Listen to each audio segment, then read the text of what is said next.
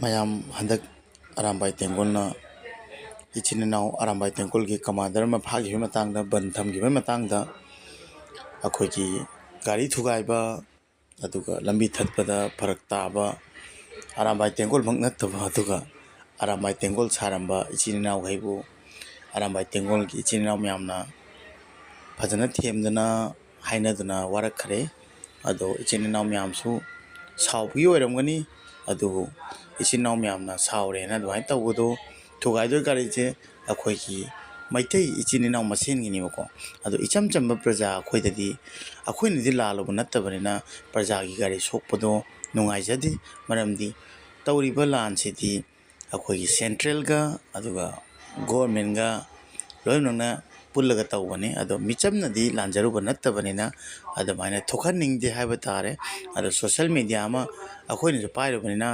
हाइदि खंगदबा येंगदो पाउ म्यामसे अखोइना उरगदि हाइफम थोए हाइना मसी मतांगदा वीडियो से सेमकपनि ममांगदा उबिरिबा इसिनाव म्यामसे आरामाइ तेंगोल इसिनाव म्यामना वारक पिरगा ज्ञान ताहनबिरबा इसिनाव ngатani मोइदगी सोयखरे लानखरे अदा म्यामगिजु गारि मांगबो खोटपदो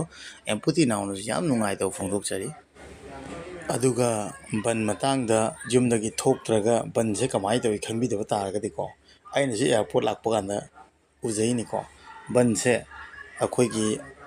अरामबाई तेंगोल इचिनावसिन अरोइबिदनि नैरिसे हाइ तारेको हाइदि म्यामगी मतगा सौरकपा नुंगाइरक्तबा इंडिया सरकार मथक्तको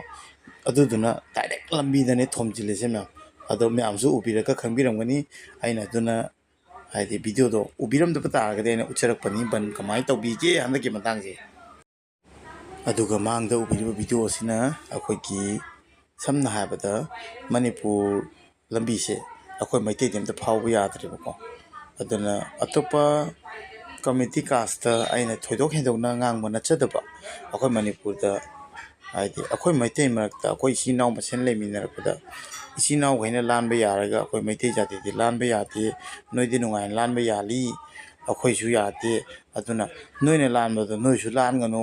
मैतै इसिनाव अखोइ पुना लेमिनेनि इ मरि ngतने अदुना नोइना लानबदो अखोइ यानिंगदे हाना इमा सिंह जिरीबाम थत्पगी मतांगदा मालेबको अदो आइजु 100% मक्ति हाइ खंगबा नत्तिबको फंगबगी न्यूज़ की मतुंगिना आइने सोशल इन्फ्लुएंसर मो ओइरबनिना अदुना जिरीबामगी इमा सिंगु थौना आसिगी दमतना थागतचरी अदुगा म्यामन खंबिरम तारगदि जिरीबाम हाइसे अतै कदाइदसु नते मणिपुरगी मफमनि म्यामन अनमन खले जिरीबामसे असम दौना खलेबा अदुमाइ खंबिगनो लास्ट बॉर्डर ने अखोइगी मणिपुरगी कंगलेपाकी जिरीबामगी इमा सिंगजी याम नुक्सी याम थौना ले अखोइ मैतेना लानबा याद्रगा नोइना हरावना लालिजे करिगिनो हाइना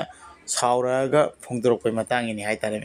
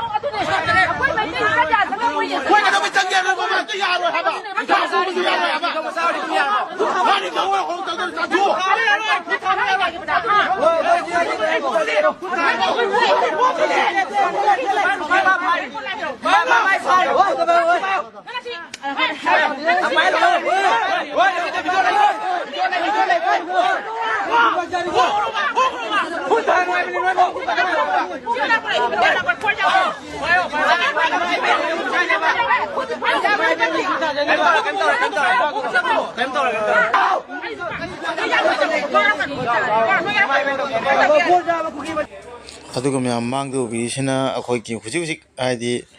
ngaraang nahanggida leibak thomjillega अखोइगी सेंट्रल फोर्स चंगबा ngamdaba matangineba ado si tasengna hai kanda isinaw singda naidi nai hai tare ado putin nauna khong chukcharaga su myam ꯃꯌꯥꯝꯅ ꯇꯧꯕꯒꯤ ꯃꯈꯥ ꯃꯇꯨꯡꯗ ꯑꯗꯨꯝ ꯏꯜꯂꯤ ꯍꯥꯏꯇꯥꯔꯦ ꯃꯁꯤ ꯃꯇꯥꯡꯁꯤꯗ ꯏꯆꯤꯜ ꯏꯅꯥꯎ ꯑꯔꯥꯝꯕꯥꯏ ꯇꯦꯡꯒꯣꯜꯕꯨ ꯇꯁꯦꯡꯅ ꯍꯥꯏꯅꯤꯡꯉꯥꯏ ꯊꯥꯒꯠꯆꯔꯤ ꯑꯗꯣ ꯑꯩꯁꯨ ꯌꯥꯝ ꯌꯥꯎꯅꯤꯡꯉꯦ ꯑꯗꯨꯕꯨ ꯃꯌꯥꯝ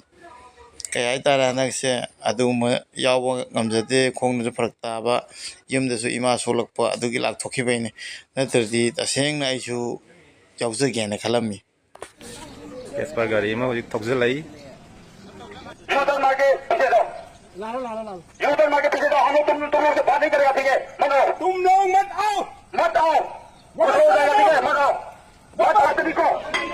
इतना ही बताओ कि आपको ने मुन्ना दिखा दो ना मनी नहीं ये होगा हां लोग ने नाम का नंबर नहीं करो मुझे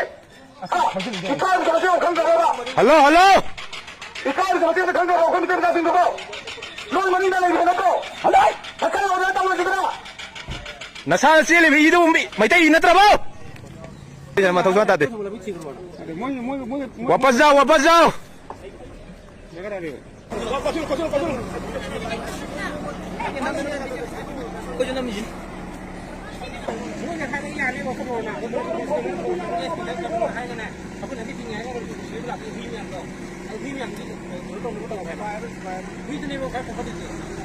चलो चलो दिन दिन से सुनो जाओ चलो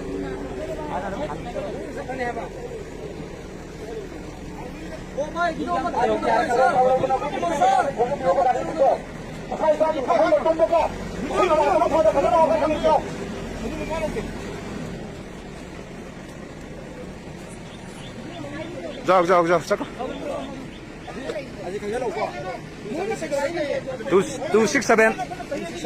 야 비디오 야 잠깐